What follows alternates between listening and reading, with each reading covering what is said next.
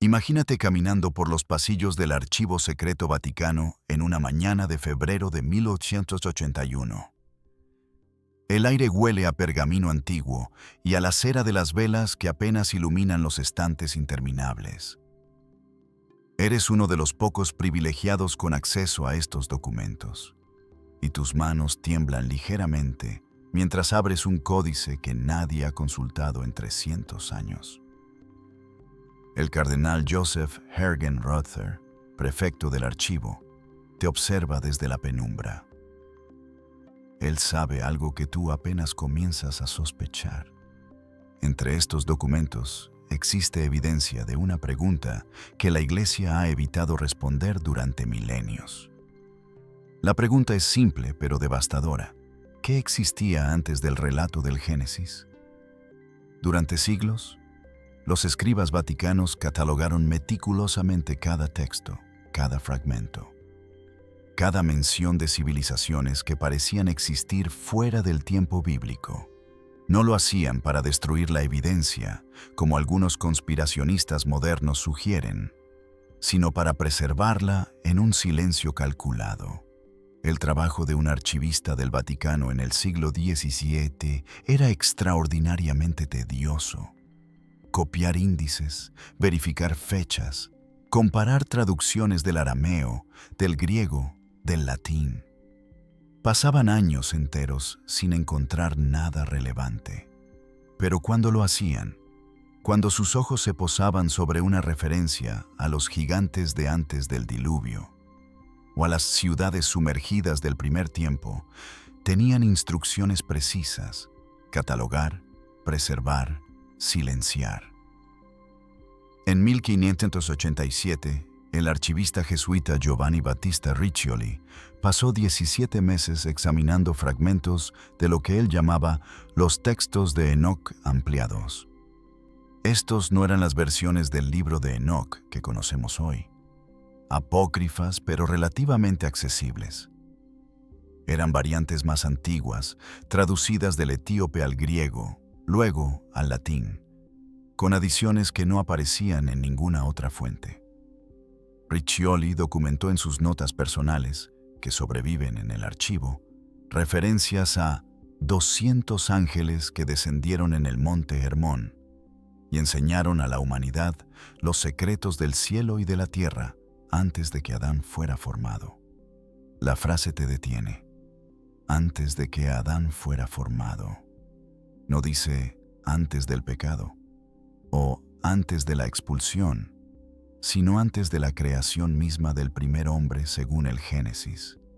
Riccioli no era un rebelde, era un matemático brillante, un astrónomo que luego mediría con precisión inédita el diámetro de la luna. Pero en sus notas privadas, escribió una pregunta que nunca publicó. Si estos ángeles enseñaron antes de Adán, ¿a quién enseñaron? La pregunta quedó sin respuesta en su manuscrito. 3 siglos después, cuando los investigadores modernos obtuvieron acceso limitado a esos documentos, encontraron que las páginas siguientes habían sido cuidadosamente cortadas, no arrancadas con violencia, sino removidas con precisión quirúrgica, probablemente en el siglo XVIII. El trabajo de preservar y simultáneamente ocultar esta información requería una burocracia extraordinaria.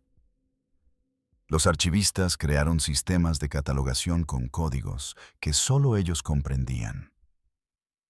Un documento marcado con Index Prohibitorum Class Wainby no significaba que estuviera prohibido leerlo, sino que contenía información sobre cronologías preadámicas. Otro código, Testimonia antediluviana dubia, identificaba testimonios sobre el mundo antes del diluvio que no encajaban con la narrativa bíblica estándar. ¿Por qué tanto cuidado? ¿Por qué no simplemente destruir lo que contradecía la doctrina? La respuesta está en la naturaleza misma de la institución. El Vaticano se veía a sí mismo como guardián de toda la verdad, no solo de la verdad conveniente. Los teólogos del Renacimiento debatían intensamente sobre cómo conciliar los hallazgos arqueológicos de Mesopotamia con el relato bíblico. Cuando los exploradores españoles regresaron de América con historias de civilizaciones que los indígenas afirmaban tener miles de años de antigüedad, el Vaticano no negó estas afirmaciones. Las archivó. En 1615, el padre Athanasius Kircher recibió de manos de un comerciante armenio un fragmento de tablilla cuneiforme. Kircher no podía leer cuneiforme. Nadie en Europa podía hacerlo en ese entonces, pero reconoció los símbolos como relacionados con las descripciones bíblicas de Babel. Pasó 20 años intentando descifrarla. Nunca lo logró, pero sus esfuerzos quedaron documentados en correspondencia que todavía existe. En una carta a un colega en Praga, Kircher mencionó casualmente que la tablilla parecía referirse a reyes que reinaron antes del Gran Agua, cuando los dioses caminaban entre los hombres como maestros. Tú sostienes ahora uno de esos documentos en tus manos. El pergamino es tan delgado que la luz de la vela lo atraviesa. Puedes ver la sombra de tu propia mano a través de las palabras escritas en latín medieval. El texto es una traducción de un original que ya no existe, una traducción de otra traducción, una copia de una copia. Pero la información persiste, como un susurro que se niega a desaparecer completamente. El documento habla de una ciudad llamada Eridu, no la Eridu sumeria que los arqueólogos descubrirían siglos después, sino otra más antigua, una Eridu anterior al diluvio. Describe a sus habitantes como poseedores de conocimientos que Dios no había dado aún a Adán, incluyendo la escritura, la astronomía y la metalurgia. El escriba medieval que copió este texto añadió una nota al margen, en una letra diminuta y temblorosa. ¿Cómo puede esto ser, si Adán fue el primero? ¿Cómo, efectivamente? Y si existía una respuesta, ¿por qué el Vaticano prefería preservarla en silencio antes que confrontarla abiertamente? El cardenal Hergenrother finalmente se acerca y, con una gentileza que contradice su expresión severa, te sugiere que continúes con el siguiente documento. Este es más reciente, de 1761. Un informe de un misionero jesuita en Etiopía. El padre Jerónimo Lobo había pasado años viviendo entre comunidades cristianas coptas que preservaban tradiciones anteriores a los concilios ecuménicos, anteriores incluso a Nicea. En su informe, Lobo describe libros sagrados que los coptos consideraban tan antiguos como el Pentateuco, pero que contaban historias diferentes.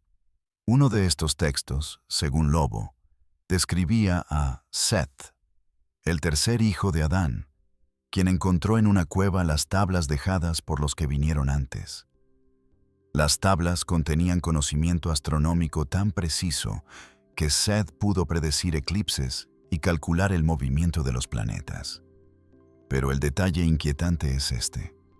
Las tablas estaban escritas en un idioma que Seth no conocía, y sin embargo podía leer.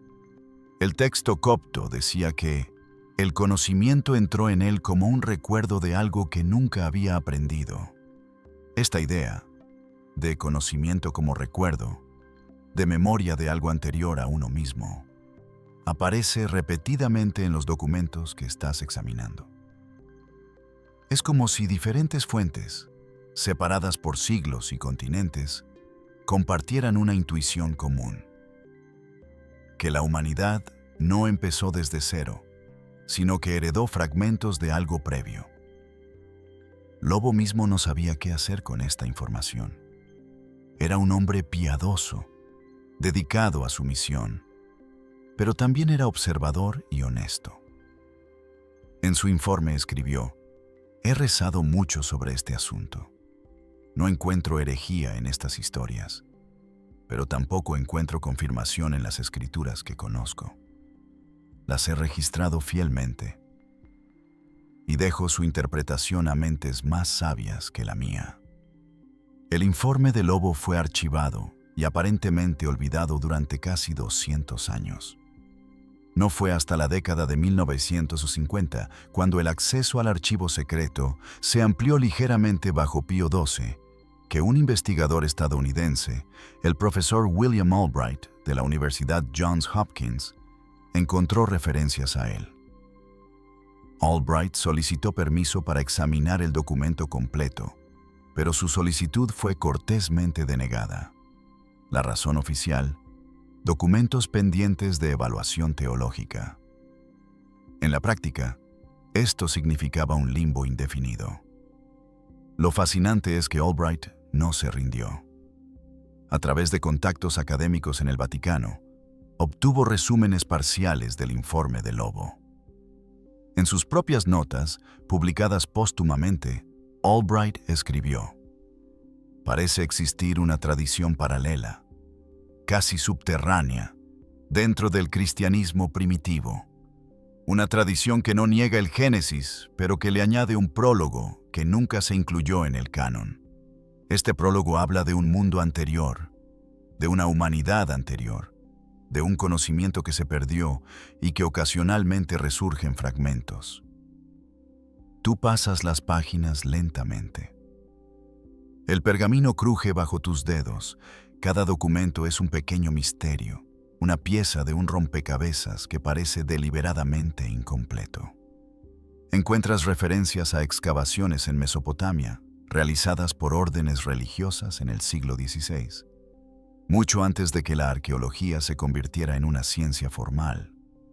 Encuentras dibujos de tablillas cuneiformes copiados a mano, con intentos de traducción que son erróneos, pero que muestran genuino interés por comprender.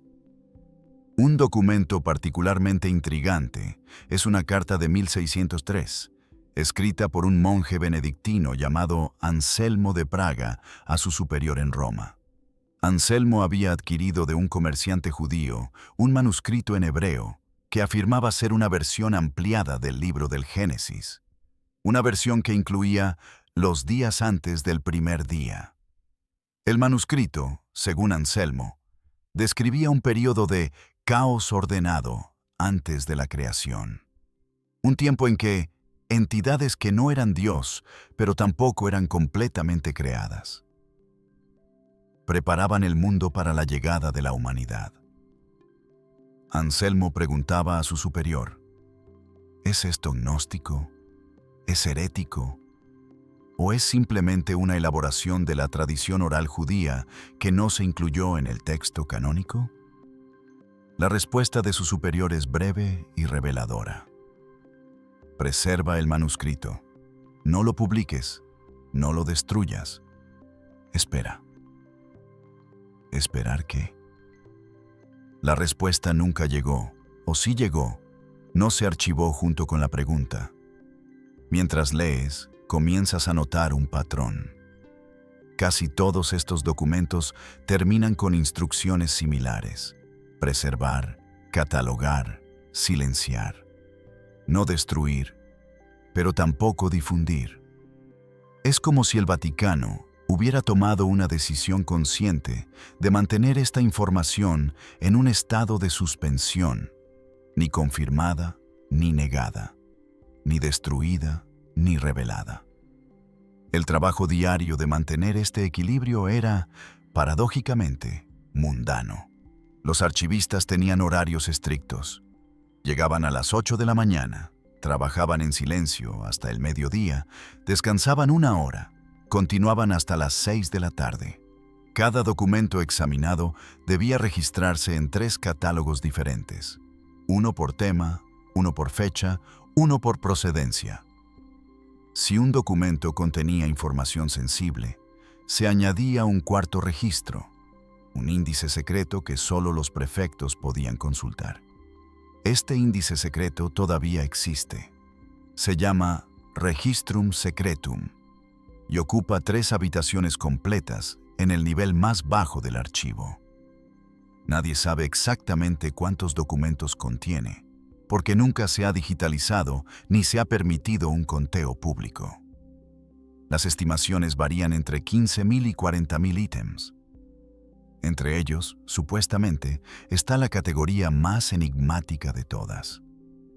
Testimonia de mundo ante Genesim. Testimonios del mundo antes del Génesis. ¿Qué contienen exactamente estos testimonios? ¿Son relatos mitológicos, interpretaciones teológicas o algo más? Y quizás más importante, ¿por qué, después de más de 4 siglos de preservación silenciosa, el Vaticano nunca ha sentido que llegó el momento de revelarlos? Imagínate como Hormuzd Rassam, despertando en una tienda de campaña cerca de la antigua ciudad de Nínive, en la fría madrugada del 3 de diciembre de 1853. Tus manos están agrietadas por el trabajo de excavar. Tu espalda duele por horas de agacharte entre ruinas. Pero esta mañana hay una energía diferente en el campamento. Uno de tus trabajadores locales ha encontrado algo extraordinario durante la excavación nocturna. Una cámara sellada bajo el palacio del rey asirio Asurbanipal, intacta durante más de 2500 años. Cuando entras en la cámara por primera vez, la luz de tu lámpara de aceite revela algo que te deja sin aliento. No es oro, no son joyas, son tablillas de arcilla, miles de ellas, apiladas cuidadosamente en estantes de madera que se han convertido en polvo, pero que aún mantienen su forma fantasmal.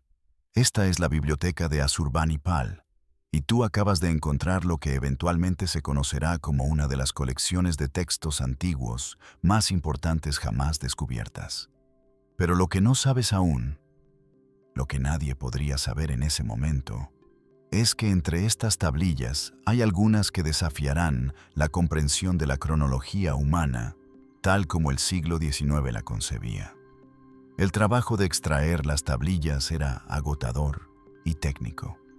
Cada una debía limpiarse cuidadosamente con pinceles suaves, fotografiarse desde múltiples ángulos, catalogarse con un número de identificación, envolver en tela de algodón y finalmente empacar en cajas de madera para el largo viaje al British Museum en Londres.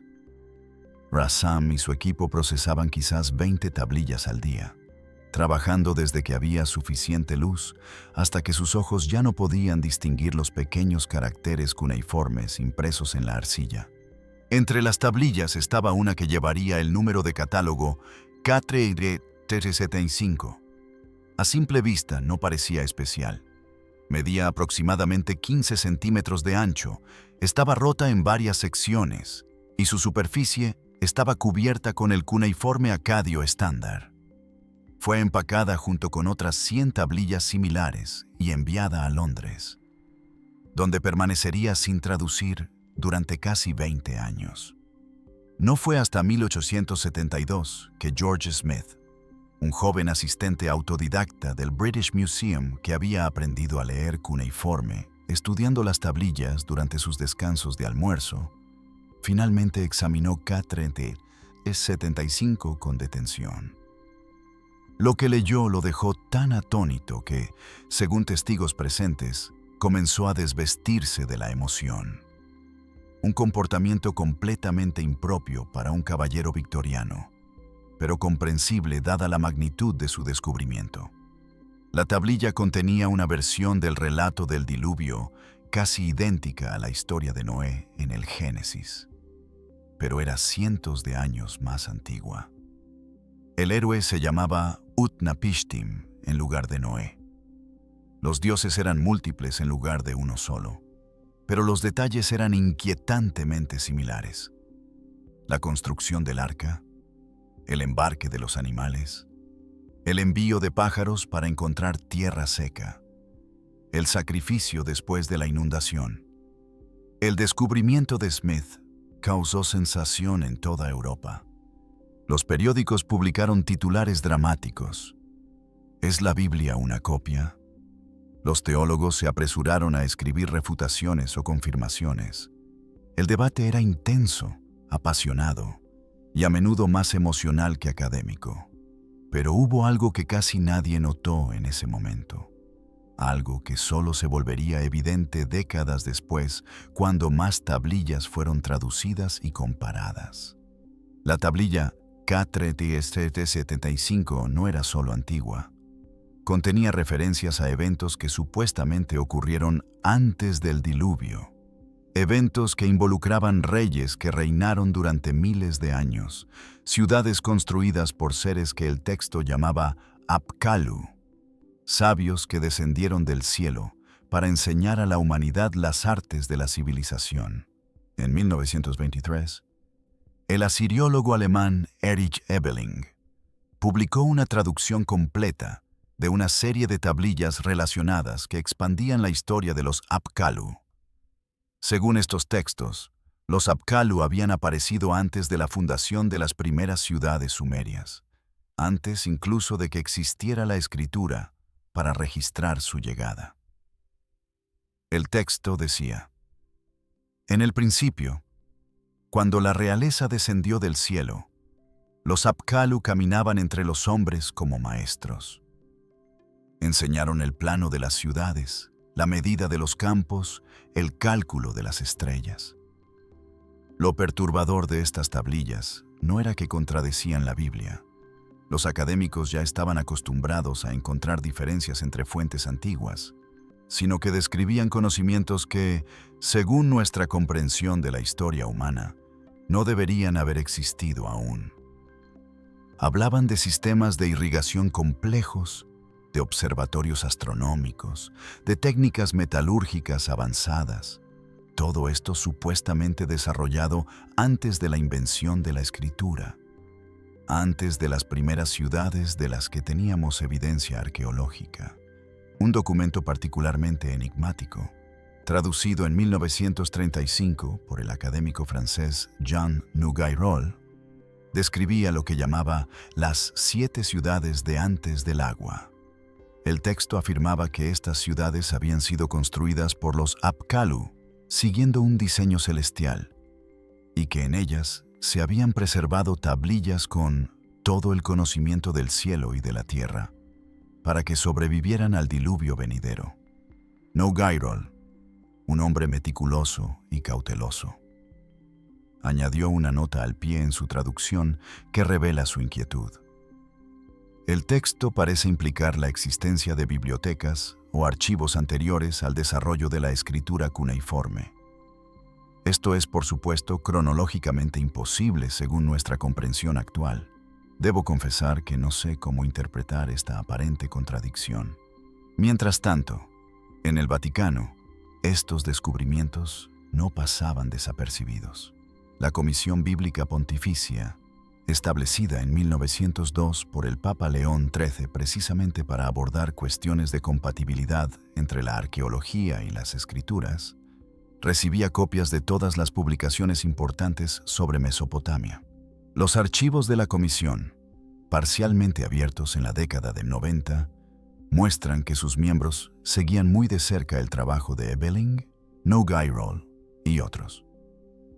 En un memorándum interno de 1936, el padre Charles Howrett, miembro de la comisión, escribió: las tablillas mesopotámicas presentan un dilema teológico interesante.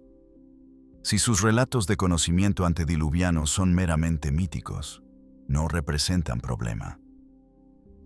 Pero si tienen alguna base en tradiciones históricas reales, debemos preguntarnos: ¿de dónde provenía ese conocimiento? ¿Y por qué el Génesis, inspirado por Dios, no hace referencia a esta civilización anterior? La pregunta de Howrett nunca recibió respuesta oficial, al menos no en documentos que se hayan hecho públicos. Pero su mera formulación revela algo importante. Incluso dentro del Vaticano existía un reconocimiento de que las tablillas mesopotámicas no eran fácilmente reconciliables con la narrativa bíblica tradicional. El trabajo de traducir y comprender estas tablillas continuaba, lento y meticuloso. Cada académico trabajaba aislado, a menudo sin saber lo que sus colegas en otros países estaban descubriendo. No había Internet, ni bases de datos compartidas, ni conferencias internacionales regulares. La comunicación se hacía por cartas, que tardaban semanas en llegar, por publicaciones académicas con circulación limitada, por encuentros ocasionales en museos o universidades. En 1947, el asiriólogo danés Thorkild Jacobsen hizo un descubrimiento que añadía otra capa de misterio.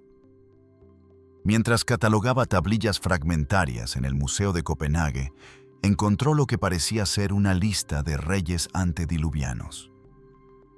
La lista era similar a otras conocidas, pero este fragmento contenía un detalle adicional. Junto al nombre de cada rey, había una cifra que Jacobsen inicialmente interpretó como su edad al morir. Pero los números eran absurdos: 28.800 años, 36.000 años, 43.200 años. Jacobsen asumió que había un error en su interpretación o que los números eran simbólicos. Pero cuando comparó su fragmento con otras listas, encontró que los números eran consistentes. Diferentes fuentes, copiadas en diferentes épocas por diferentes escribas, reportaban las mismas cifras imposibles. En su publicación sobre el hallazgo, Jacobsen escribió con su característica prudencia académica: es evidente que estos números no pueden ser literalmente históricos. Sin embargo, su presencia consistente en múltiples fuentes sugiere que representaban algo significativo para los antiguos mesopotamios. Quizás eran formas de expresar la extrema antigüedad de estos gobernantes, o quizás reflejaban un sistema de cálculo temporal que no comprendemos. Lo que Jacobsen no mencionó en su publicación, pero que escribió en una carta privada a un colega, era más inquietante.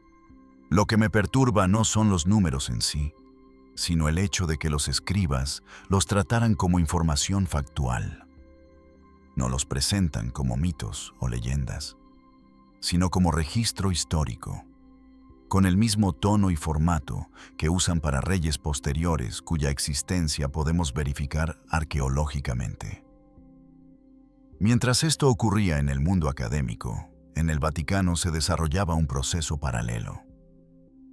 Los archivistas estaban recopilando todas las traducciones de textos mesopotámicos, comparándolas con textos bíblicos, buscando puntos de conexión o contradicción. Este trabajo era aún más tedioso que las excavaciones originales. Consistía en leer línea por línea, palabra por palabra, buscando patrones, referencias cruzadas, posibles interpretaciones alternativas. Un documento fascinante de este periodo es un índice temático creado en 1952 por el archivista jesuita Francisco Pérez. Pérez pasó 7 años creando un índice que correlacionaba cada mención en textos mesopotámicos de eventos o conceptos antediluvianos con posibles referencias en la Biblia, los apócrifos y la literatura rabínica. El resultado fue un volumen de 847 páginas, escrito a mano en letra diminuta, que nunca se publicó pero que se conserva en el archivo. En la introducción de su índice, Pérez explica su metodología. He intentado ser absolutamente objetivo, registrando todas las coincidencias y todas las divergencias sin prejuicio. Mi esperanza es que este trabajo pueda servir, quizás en un futuro lejano, para una síntesis más completa de nuestra comprensión del mundo antiguo. El índice de Pérez revela algo extraordinario. Existen al menos 200 referencias en textos mesopotámicos a conocimientos o tecnologías que supuestamente existieron antes del agua. Y al menos 50 de estas tienen paralelos aproximados en textos bíblicos o parabíblicos, especialmente en el libro de Enoc y en ciertas tradiciones rabínicas preservadas en el Talmud. Por ejemplo, una tablilla sumeria habla de Enmeduraki, el séptimo rey antediluviano, quien fue llevado al cielo por los dioses Shamash y Adad, quienes le mostraron los secretos del cielo y de la tierra. Le enseñaron a interpretar presagios y le dieron las tablillas de los dioses. En el libro de Enoc, el séptimo patriarca antediluviano es Enoc, quien caminó con Dios y fue llevado al cielo sin experimentar la muerte, donde recibió conocimiento celestial. La similitud es difícil de ignorar. Ambos son la séptima figura en sus respectivas genealogías. Ambos son llevados al cielo. Ambos reciben conocimiento divino. Las diferencias son menores. Nombres diferentes, culturas diferentes. Pero el patrón es inequívocamente el mismo. ¿Qué significa esto? ¿Que los hebreos copiaron de los babilonios? ¿Que ambos preservaban una tradición común más antigua? ¿O que existía realmente algo, alguien, algún evento, en el pasado remoto que ambas culturas estaban intentando recordar a su manera? Imagínate como Klaus Schmidt, arqueólogo alemán, parado en una colina árida del sureste de Turquía en octubre de 1994. Bajo tus pies, oculto apenas bajo la superficie del suelo, está algo que cambiará por completo nuestra comprensión de la civilización humana.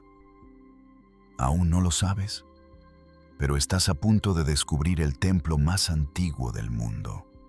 Un complejo arquitectónico que no debería existir, porque fue construido miles de años antes de que la humanidad supuestamente aprendiera a construir templos.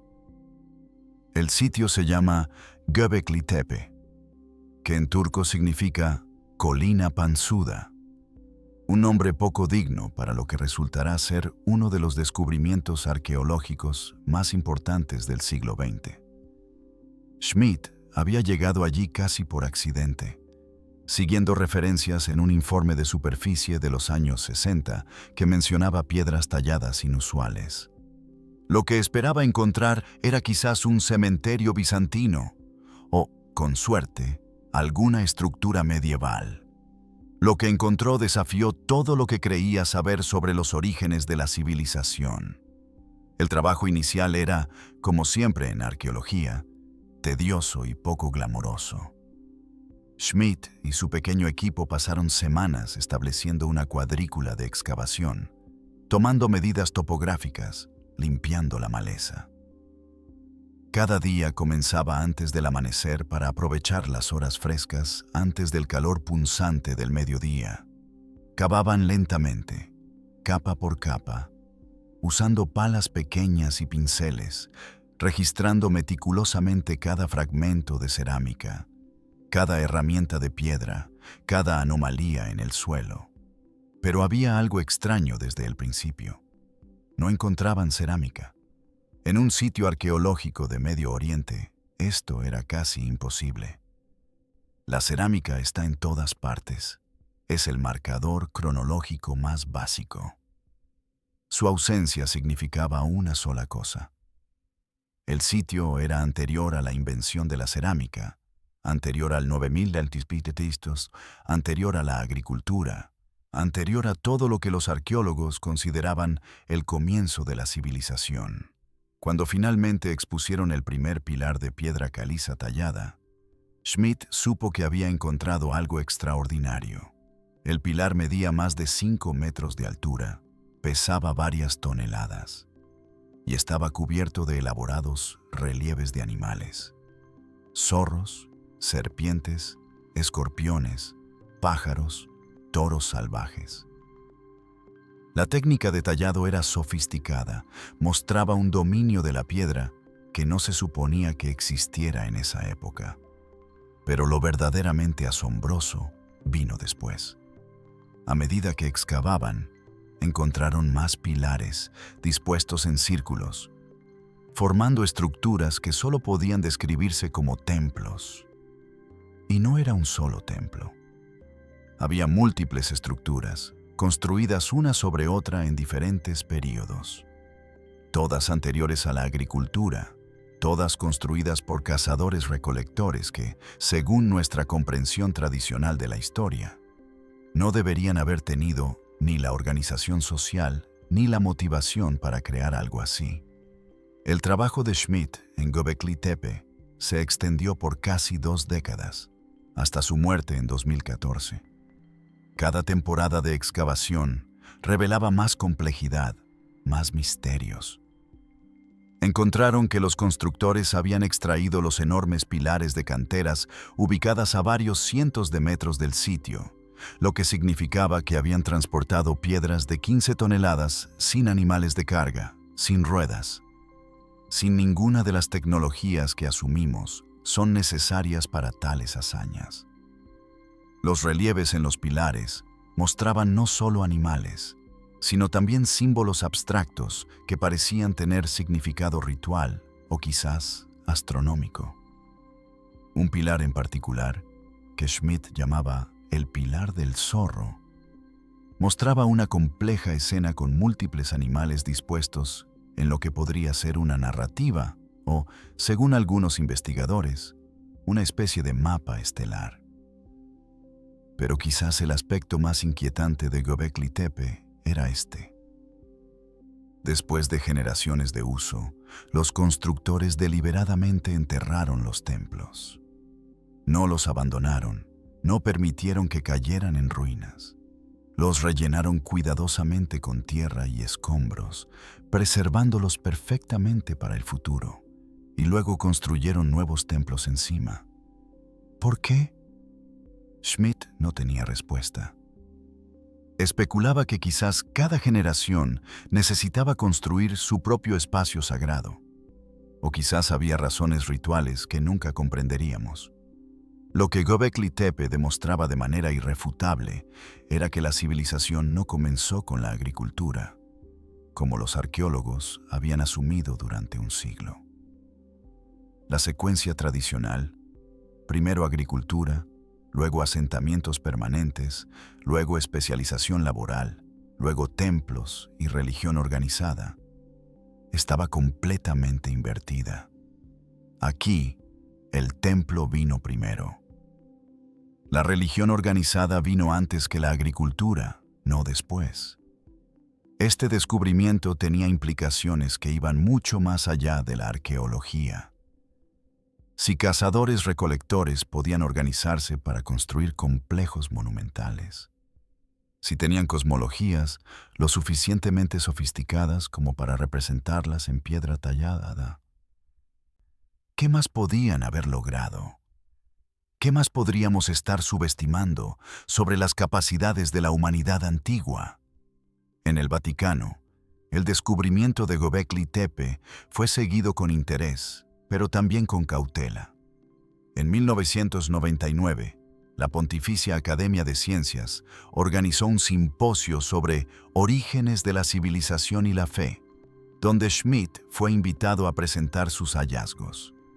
Las actas del simposio, publicadas en 2001, muestran un debate fascinante entre arqueólogos, teólogos y filósofos, intentando entender las implicaciones de Göbekli Tepe para nuestra comprensión del desarrollo religioso humano. El teólogo jesuita Giuseppe Tansella Nitti planteó una pregunta provocativa durante el simposio. Si la religión organizada precedió a la civilización material, ¿debemos reconsiderar la idea de que la fe es meramente un producto de la organización social? ¿Podría ser que el impulso religioso sea más fundamental para la naturaleza humana de lo que hemos asumido? La pregunta resonaba con antiguas intuiciones teológicas, pero ahora tenía evidencia arqueológica que la respaldaba. Y planteaba otro interrogante más incómodo. Si Göbekli Tepe fue construido alrededor del 9500 a.C., y si los textos mesopotámicos hablaban de conocimiento y civilización que precedieron al diluvio, ¿existía alguna conexión?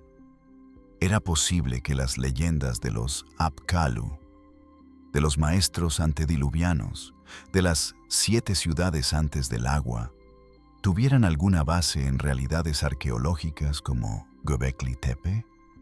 Schmidt mismo era cauteloso con tales especulaciones. En una entrevista de 2008, dijo: Göbekli Tepe nos enseña que debemos ser humildes sobre lo que creemos saber del pasado. Cada excavación nos sorprende, pero debemos distinguir entre lo que podemos demostrar y lo que solo podemos imaginar. Lo que podemos demostrar es que la civilización es más antigua y más compleja de lo que pensábamos. Lo que podemos imaginar, bueno, eso no tiene límites. Sin embargo, en sus notas personales, descubiertas después de su muerte, Schmidt era menos reservado. Había estado recopilando referencias de textos antiguos que mencionaban templos o estructuras sagradas anteriores al diluvio. Tenía copias de traducciones de tablillas sumerias, de textos del libro de Enoch, de tradiciones rabínicas preservadas en el Talmud. Estaba buscando patrones, conexiones, posibles confirmaciones arqueológicas de tradiciones literarias. Una entrada particularmente reveladora de su diario, fechada en marzo de 2011, decía: ¿qué pasa si las historias de maestros prehumanos no son completamente fantasiosas? ¿Qué pasa si reflejan un encuentro cultural real, quizás entre diferentes grupos humanos con diferentes niveles de desarrollo, que fue mitologizado con el tiempo? Göbekli Tepe prueba que humanos del Neolítico temprano podían lograr lo que parecía imposible. ¿Qué más lograron que aún no hemos encontrado? Esta cuestión, ¿qué más existe esperando ser descubierto?, se volvió aún más urgente con los hallazgos posteriores en otros sitios de la región. En 2014, arqueólogos turcos anunciaron el descubrimiento de Karahan Tepe, otro complejo megalítico similar a Göbekli Tepe, pero posiblemente aún más antiguo. En 2019, se encontró Bonkuklu Tarla, otro sitio con características similares. Parecía que Göbekli Tepe no era un caso aislado, sino parte de una cultura mucho más amplia de constructores de templos del Neolítico temprano. Una cultura de la que apenas estamos empezando a vislumbrar la magnitud. ¿Podría esta cultura ser lo que las antiguas leyendas intentaban recordar? ¿Podrían los maestros antediluvianos ser en realidad sacerdotes o chamanes de esta civilización temprana, cuyo conocimiento astronómico y arquitectónico pareció milagroso a generaciones posteriores que habían perdido esas habilidades? La pregunta quedaba suspendida en el aire, sin respuesta definitiva, invitándote a considerar cuánto de lo que creemos saber sobre nuestros orígenes podría estar equivocado, o al menos radicalmente incompleto. Imagínate en el año 1529, en el antiguo palacio de Topkapi, en Estambul, trabajando como director del Museo Nacional Turco. Tu nombre es Halil Edem, y entre tus responsabilidades está catalogar los miles de documentos históricos que se acumularon durante siglos de Imperio Otomano. Es un trabajo monótono. La mayoría de los documentos son registros administrativos, cartas comerciales, tratados olvidados. Pero un día, mientras examinas una colección de mapas antiguos, encuentras algo que no tiene sentido. El mapa está dibujado en piel de gacela, fechado en 1513 y firmado por el almirante otomano Piri Reis. Hasta aquí, nada extraordinario. Piri Reis era un cartógrafo conocido de la era de los descubrimientos. Pero cuando examinas el mapa más de cerca, notas algo imposible. Muestra la costa de la Antártida con considerable detalle, incluyendo bahías y montañas que no fueron descubiertas oficialmente hasta el siglo XX, y las muestra sin hielo, tal como estarían si pudieras ver el continente sin su capa glacial de kilómetros de espesor. El problema es obvio. En 1513, nadie sabía siquiera que existía la Antártida. El continente no sería avistado hasta 1820, más de 3 siglos después. Y la costa libre de hielo que el mapa parece mostrar no ha sido visible durante al menos 6.000 años, según los geólogos modernos. ¿Cómo podía Piri Reis haber dibujado algo que no debería haber podido conocer? El mapa de Piri Reis no llamó mucha atención inicialmente. Fue catalogado, archivado y mayormente olvidado hasta 1956, cuando un oficial de la Marina estadounidense llamado Arlington Mallory lo examinó como parte de una investigación sobre cartografía histórica. Mallory era un especialista en navegación y un aficionado a la historia. No un académico profesional, pero tenía acceso a tecnología moderna. Proyecciones cartográficas computarizadas, fotografías aéreas de la Antártida, datos de sonar sobre la topografía submarina. Cuando Mallory comparó el mapa de Peary Race con mapas modernos de la Antártida, usando las correcciones apropiadas para la proyección cartográfica del siglo XVI, encontró correspondencias que lo dejaron atónito. El mapa no solo mostraba el contorno aproximado del continente, sino que también parecía representar características específicas de la costa rocosa bajo el hielo, características que solo habían sido mapeadas mediante sonar en expediciones de los años 40 y 50. Mallory presentó sus hallazgos en la sede de la Sociedad Geográfica Americana en 1956. Su presentación causó controversia inmediata. Los geólogos argumentaban que era imposible que la Antártida hubiera estado libre de hielo en tiempos históricos humanos. Los historiadores señalaban que no existía evidencia de que nadie hubiera navegado tan al sur antes del siglo XIX. Los cartógrafos sugerían que las similitudes eran coincidenciales o que Mallory estaba interpretando mal el mapa. Pero Mallory tenía una respuesta para las críticas. Había encontrado algo más. En el propio mapa de Peary Race había notas marginales escritas en turco otomano que explicaban las fuentes del almirante. Según estas notas, Peary Race no había navegado personalmente a estos lugares. En cambio, había compilado su mapa usando más de 20 mapas fuente diferentes, algunos muy antiguos. Una nota específica decía: este mapa fue dibujado por Piri ibn Haji Mehmed, conocido como el sobrino de Kemal Reis, en el mes de Muharram del año 99, 1513 d.C. En su construcción se usaron aproximadamente 20 mapas y mapamundis antiguos. Entre ellos había un mapa dibujado en los tiempos de Alejandro Magno. ¿Un mapa de la época de Alejandro Magno? Eso sería del siglo IV a.C., casi 2000 años antes de Peary Race. Y aún así, incluso eso no explicaba cómo se había mapeado originalmente la Antártida sin hielo. La investigación sobre el mapa de Peary Race continuó de manera intermitente durante las siguientes décadas.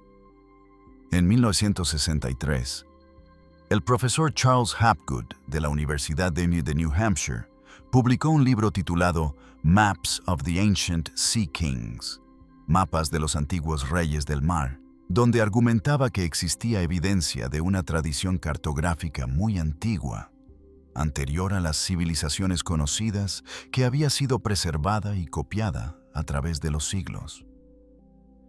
El trabajo de Hapgood era meticuloso. No se limitó al mapa de Peary Race. Examinó docenas de mapas medievales y renacentistas, buscando anomalías similares. Encontró el mapa de Oronteus Finaeus de 1531, que también mostraba la Antártida, esta vez completamente, con ríos y detalles internos. Encontró el Portulano de Dulcert de 1339, que mostraba el Mediterráneo y el Mar Negro con una precisión que requeriría instrumentos de navegación que supuestamente no existían en el siglo XIV. Cada uno de estos mapas presentaba el mismo patrón. Eran copias declaradas de fuentes más antiguas y mostraban conocimientos geográficos que no deberían haber sido posibles en su tiempo. Hapgood formuló una hipótesis audaz: que existió una civilización marítima avanzada en un periodo muy antiguo. Quizás durante el último periodo interglacial, cuando el nivel del mar era diferente y la Antártida estaba menos cubierta de hielo, y que esta civilización había creado mapas precisos del mundo, que luego fueron copiados y recopiados a través de milenios, perdiendo precisión con cada copia, pero preservando trazas de conocimiento original. La hipótesis de Hapgood fue recibida con escepticismo por la comunidad académica dominante. La evidencia era circunstancial, las explicaciones alternativas eran posibles, y la idea de una civilización marítima avanzada y desconocida parecía demasiado especulativa. Sin embargo, Hapgood había documentado cuidadosamente sus hallazgos, y su trabajo no podía ser descartado fácilmente. Interesantemente, una de las pocas instituciones que mostró interés serio en el trabajo de Hapgood fue el Vaticano. En 1965, Hapgood recibió una carta de la Biblioteca Apostólica Vaticana invitándolo a examinar mapas medievales de su colección. La carta, firmada por el prefecto de la biblioteca, el cardenal Antonio Bacci, mencionaba que la Santa Sede conserva varios portulanos y mapamundis de los siglos XIII al XV que podrían ser relevantes para su investigación. Hapgood aceptó la invitación y pasó 3 semanas en la Biblioteca Vaticana en el verano de 1966. En su correspondencia posterior con colegas, mencionó haber visto al menos 8 mapas que muestran conocimientos geográficos inconsistentes con las capacidades de exploración de sus épocas declaradas. Uno de estos mapas, un portulano anónimo del siglo XIII, mostraba lo que parecía ser la costa oeste de América del Sur con notable precisión, 2 siglos antes de Colón. Pero lo más intrigante de la visita de Hapgood al Vaticano no fueron los mapas en sí, sino una conversación que tuvo con un archivista jesuita llamado Giovanni Carini. Según las notas de Hapgood, Carini le mencionó que existían referencias en documentos antiguos a mapas heredados de tiempos prediluvianos, mapas que supuestamente habían sido preservados por Noé en el arca y luego pasados a sus descendientes. Carini le mostró a Hapgood un manuscrito del siglo XV, una traducción latina de un texto árabe más antiguo, que contenía un pasaje fascinante.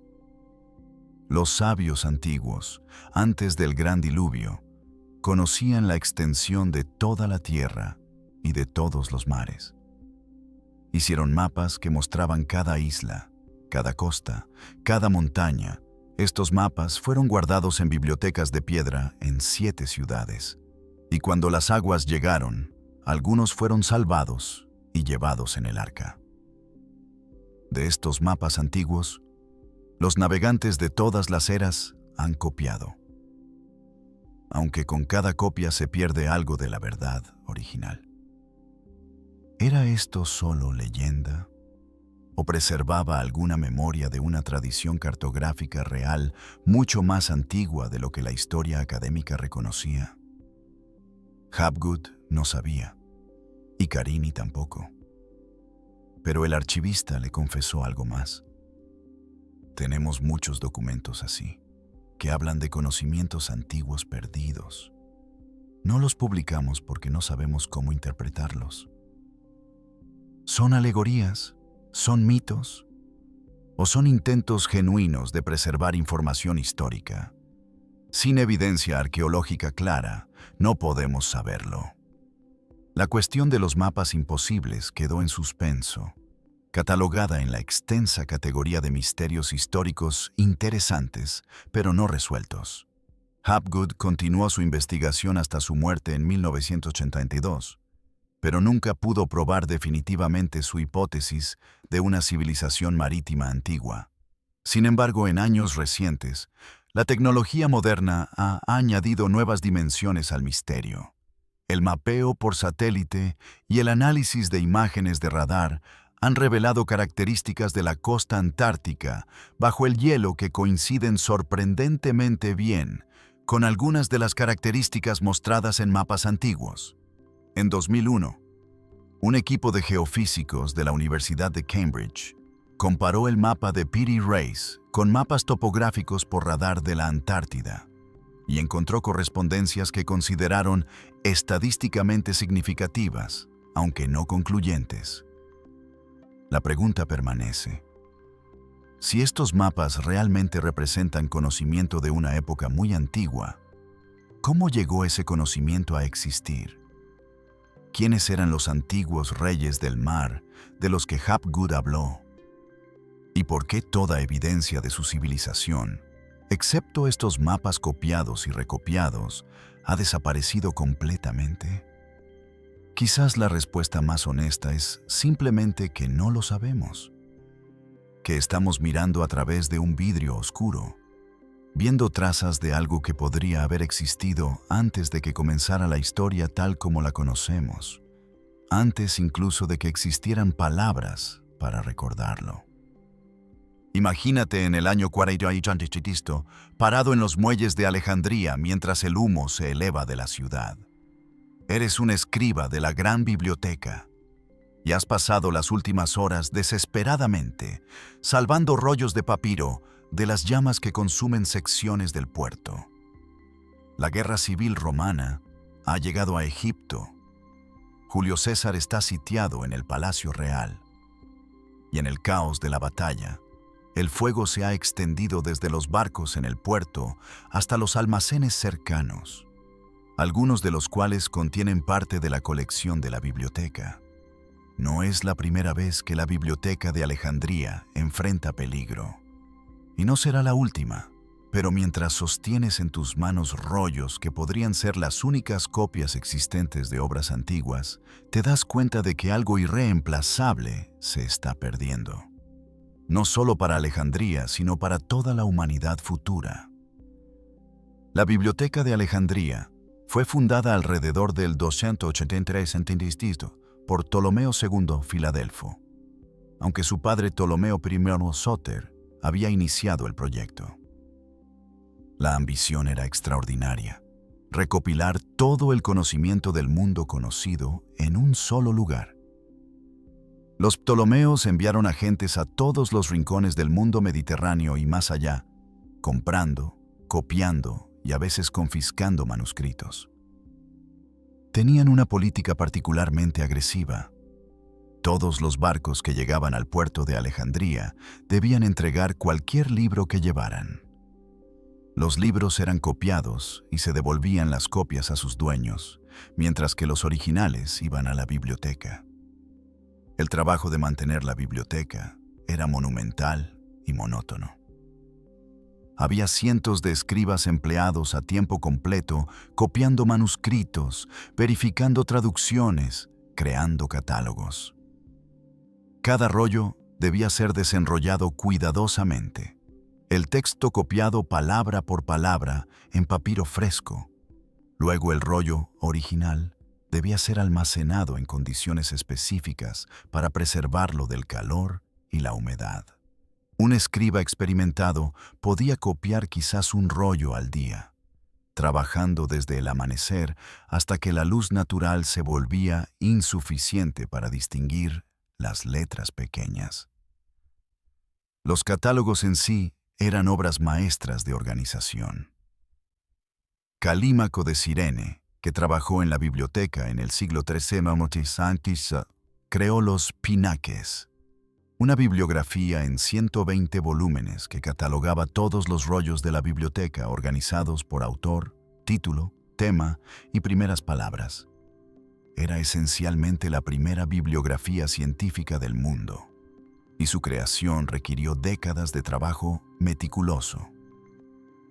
Según las estimaciones antiguas, en su apogeo la biblioteca contenía entre 400.000 y 700.000 rollos.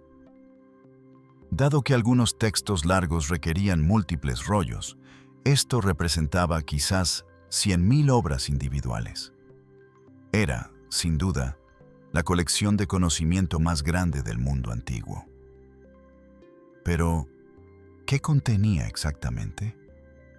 Aquí es donde la historia se vuelve tanto fascinante como frustrante, porque la mayoría de lo que sabemos sobre el contenido de la biblioteca proviene de referencias en obras que sobrevivieron, referencias a obras que se perdieron. Sabemos que la biblioteca contenía las obras completas de dramaturgos griegos, cientos de tragedias y comedias, de las cuales solo sobrevive una fracción.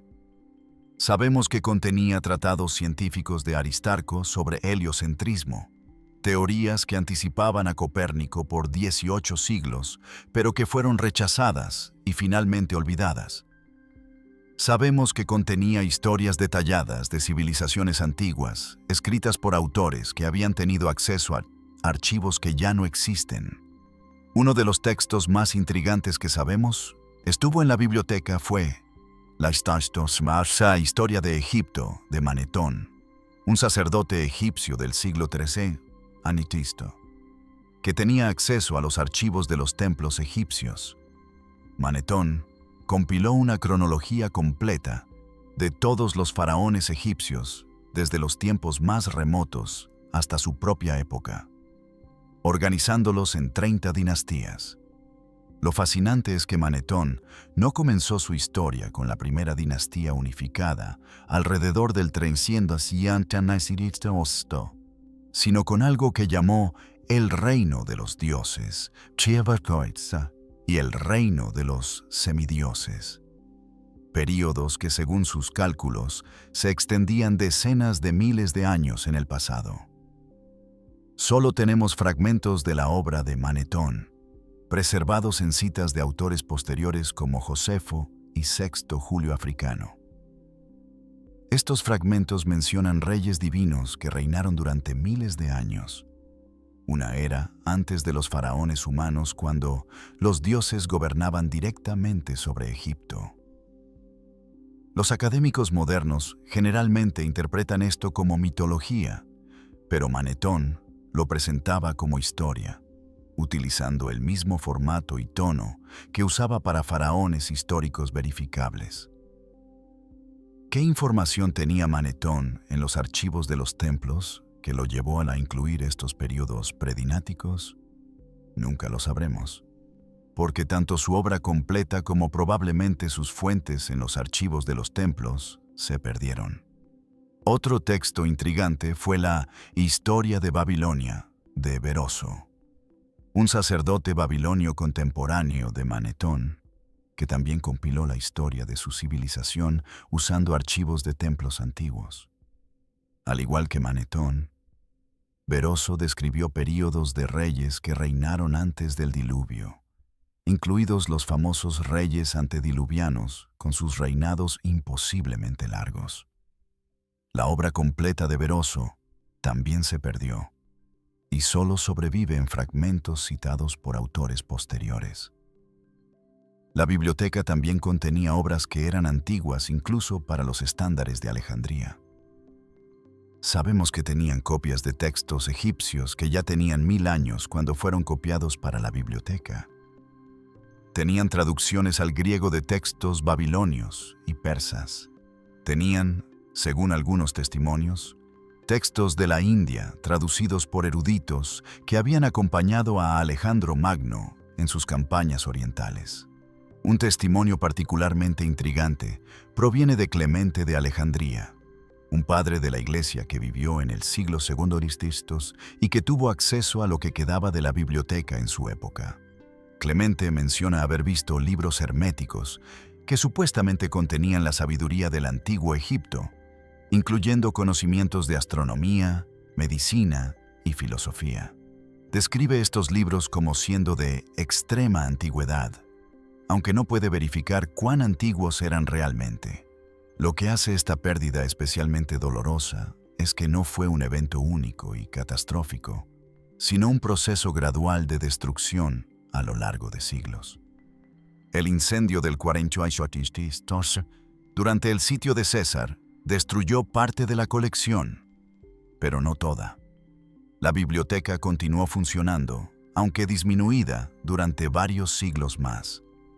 Hubo daños adicionales durante disturbios en el siglo III. La destrucción final probablemente ocurrió gradualmente durante los siglos IV y V.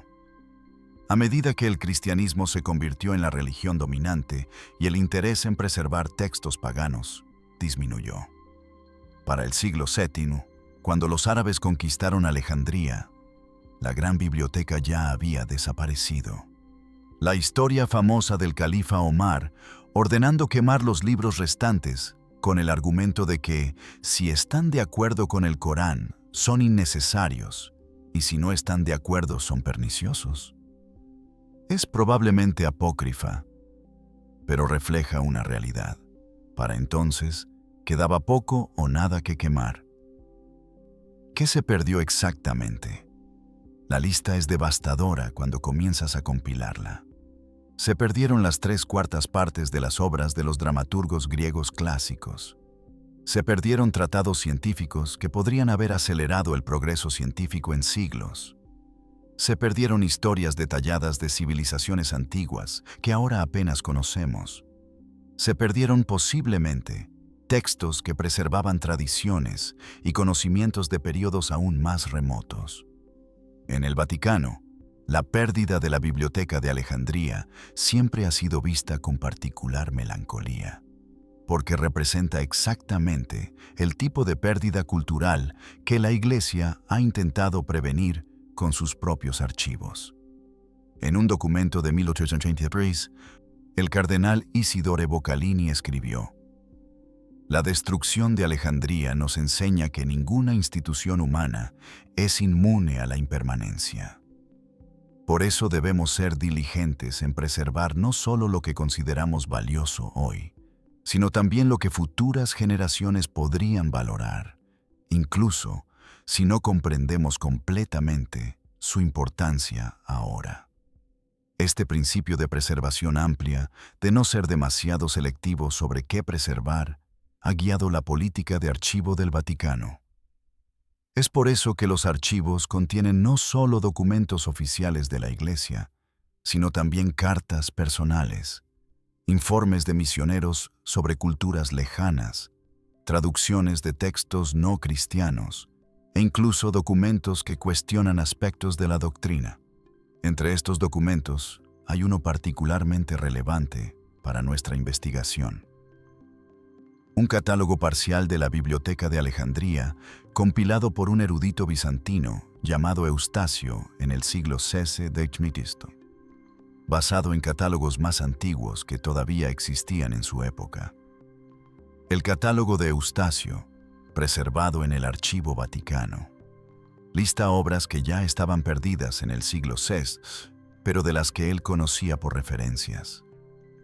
Entre estas obras perdidas, Eustacio menciona varias que serían directamente relevantes para nuestra pregunta sobre civilizaciones prediluvianas.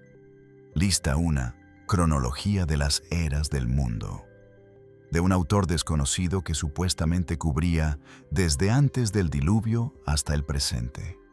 Menciona un tratado sobre las antiguas dinastías que describía civilizaciones que existieron antes de los tiempos recordados por los griegos. Hace referencia a mapas de tierras antiguamente conocidas, pero ahora perdidas. ¿Eran estas obras históricas o mitológicas? Eustacio no lo sabía, y nosotros ciertamente no podemos saberlo, porque las obras se perdieron mucho antes de que alguien pudiera examinarlas con metodología científica moderna.